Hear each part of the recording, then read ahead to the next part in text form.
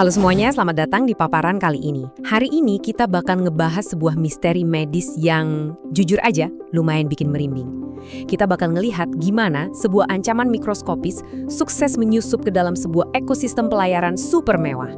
Jadi siap-siap ya, karena kita bakal bedah tuntas gimana liburan impian ke ujung dunia malah berubah total jadi mimpi buruk dan isolasi di tengah lautan. Coba bayangin deh, MV Hondius.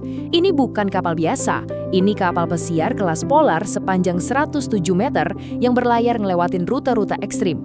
Harga tiketnya, wah jangan ditanya, sekitar 12.000 sampai 20.000 dolar AS atau gampangnya 200 sampai 500 juta rupiah per orang. Eksklusif banget kan? Dan pastinya sangat terisolasi dari dunia luar. Nah, yang bikin penasaran, gimana fasilitas semewah dan seaman ini bisa runtuh gitu aja? Mari kita telusuri.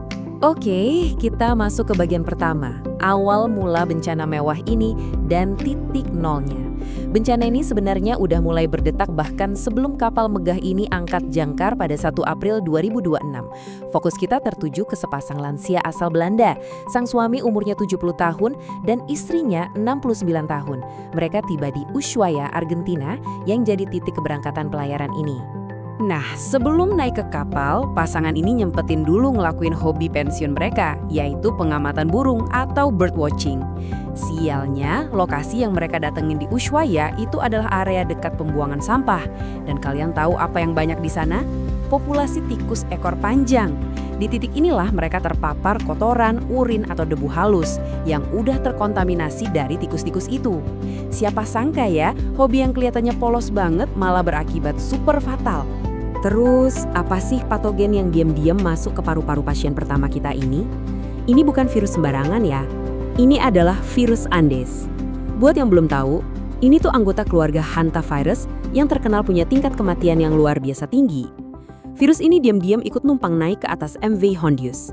Dan secara nggak langsung, ngubah pasien pertama kita jadi semacam bom waktu biologis yang siap meledak kapan aja di tengah laut. Gini. Hantavirus pada umumnya itu sangat jarang nular antar manusia.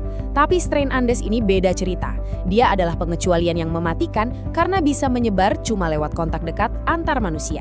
Nah, coba pikirin deh, kapal pesiar yang tertutup rapat, sirkulasi udara sentral, ditambah interaksi sosial penumpang yang super intens, itu tuh kombinasi paling buruk. Lingkungan kayak gini malah jadi fasilitator sempurna buat penularan super cepat.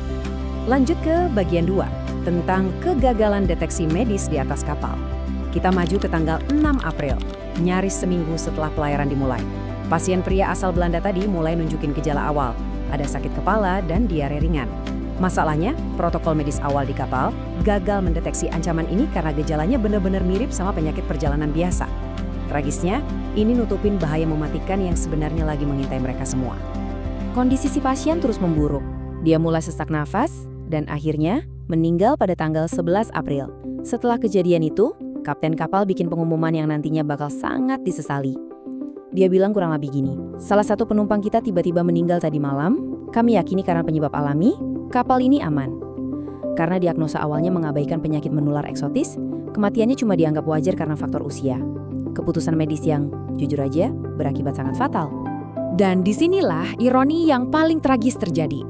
Karena ngerasa semuanya aman-aman aja, aktivitas liburan di kapal lanjut terus tanpa hambatan.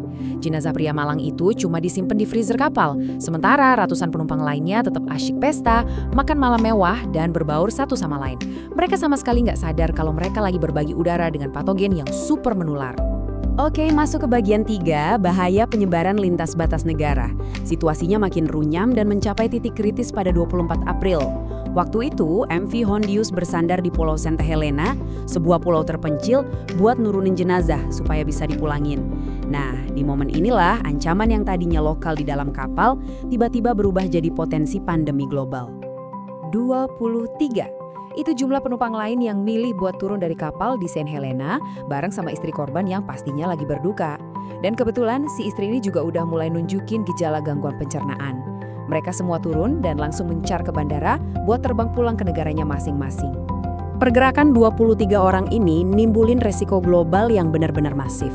Bayangin, mereka nyebar secara acak ke Amerika Serikat, Inggris, Australia, Taiwan, sampai Belanda. Yang lebih parah, ada jeda 10 hari dari sejak mereka turun tanggal 24 April, sampai akhirnya otoritas kesehatan dunia mulai ngelacak dan hubungin mereka di tanggal 5 Mei. 10 hari. Selama itu, puluhan orang ini berpotensi banget nularin virus mematikan di berbagai penerbangan dan bandara komersial tanpa pengawasan siapapun. Terus apa yang terjadi selanjutnya? 2 hari setelah turun, tepatnya 26 April, sang istri yang lagi ngurus pemulangan jenazah suaminya tiba-tiba kolaps di Bandara Internasional OR Tambo di Afrika Selatan.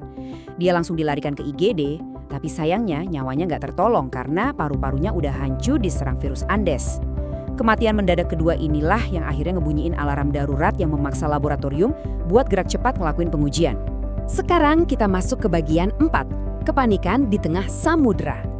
Sementara proses tes lab lagi berjalan penuh kepanikan di Afrika Selatan, MV Hondius tetap asyik berlayar buta di tengah samudra. Mereka benar-benar nggak tahu ada badai mematikan yang baru aja terungkap di daratan dan siap nerjang mereka. Semua eskalasi ini terjadi diam-diam tapi pasti. Lini masa ini akhirnya memuncak di tanggal 4 Mei. Saat itu, hasil tes PCR dari Afrika Selatan resmi keluar dan mengkonfirmasi kalau itu beneran virus Andes. Kabar buruk ini langsung dikirim ke kapal. Sang pembunuh tak kasat mata yang sedari tadi ngumpet, akhirnya kebongkar juga. Begitu info itu masuk, kepanikan langsung pecah sejadi-jadinya. Liburan impian seharga ratusan juta itu dalam hitungan detik berubah jadi penjara terapung yang bikin klaustrofobia. Lockdown kabin langsung diterapin saat itu juga. Semua aktivitas mewah dihentikan total, gak ada lagi cerita makan malam bareng, semua penumpang dikunci di kabin dan petugas cuma nganterin makanan ditaruh di luar pintu. Protokol isolasi tingkat tinggi diberlakukan dan ketakutan benar-benar menyelimuti seluruh dek kapal. Tapi sayangnya, lockdown ini udah sangat terlambat. Bahkan sebelum hasil PCR itu diterima, tepatnya tanggal 2 Mei, virusnya udah terlanjur jalan-jalan di lorong kapal dan merenggut korban ketiga.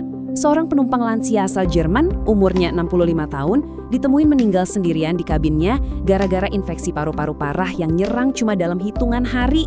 Sedih banget kan? Nah, kita masuk ke bagian 5, evakuasi darurat dan intervensi WHO. Beban paling berat sekarang ada di pundak kapten kapal. Korban terus berjatuhan dan isolasi makin mencekam. Dia mati-matian nyari pelabuhan terdekat yang mau nerima kapal beserta penumpang-penumpang yang lagi sakit ini. Posisi kapal waktu itu lagi ada di perairan Cape Verde, Afrika Barat. Tapi di tanggal 3 Mei, pemerintah sana benar-benar nolak tegas kehadiran MV Hondius. Keputusan ini berat, tapi sangat bisa dimengerti. Mereka ngelakuin ini buat ngelindungin warganya sendiri. Karena mereka sadar penuh kalau sistem kesehatan lokal pasti langsung kolaps kalau disuruh nanganin wabah virus Andes. Penolakan ini langsung jadi bencana mutlak buat orang-orang di kapal. Kenapa? Karena benteng pertahanan terakhir mereka beneran hancur. Dokter kapal asal Belanda dan asisten medisnya dari Inggris ikut tumbang karena gejala pernapasan parah. Tanpa adanya staf medis yang sehat, kapal ini praktis lumpuh total dan nggak punya pertahanan apa-apa lagi. Dunia internasional pun akhirnya terpaksa turun tangan. Proses evakuasinya itu benar-benar mirip adegan film fiksi ilmiah. WHO langsung ngambil alih kendali. Setelah ditolak Cape Verde dan tim medis kapal lumpuh, tim evakuasi dari luar dikerahkan dengan baju APD level paling tinggi. Mereka ngelakuin operasi darurat di tengah laut pakai helikopter buat mindahin pasien yang paling kritis ke kapal medis khusus yang terus langsung diterbangin ke Belanda. Benar-benar dramatis. Setelah pasien-pasien kritis itu dievakuasi, kapal akhirnya dapat izin buat berlayar ke Kepulauan Canary di Spanyol. Pastinya pemerintah lokal di sana ketakutan banget virusnya bakal nyebar ke penduduk lokal. Tapi berkat negosiasi alot yang didasari tekanan kemanusiaan, otoritas setempat akhirnya luluh. Sisa penumpang yang selamat diizinkan turun dan langsung dikarantina di Pulau Tenerife. Akhirnya, pelayaran penuh teror ini nemuin ujungnya. Jadi, apa yang bisa kita pelajari? Kasus MV Hondius ini bener-bener maksa kita buat ngadepin realitas yang jujur aja bikin gak nyaman. Coba bayangin, berawal dari tempat pembuangan sampah di ujung dunia, virus mematikan ini bisa nyebar lewat penerbangan internasional cuma dalam hitungan hari. Dengan mobilitas manusia yang sekarang makin gampang dan cepat, seberapa rentan sih perbatasan negara kita? Dan yang paling penting, apakah protokol kesehatan global kita saat ini benar-benar udah siap kalau ancaman penumpang tak kasat mata berikutnya ikut terbang bareng kita? Coba deh kalian pikirin. Oke, sekian dulu paparan kali ini dan sampai jumpa di pembahasan selanjutnya.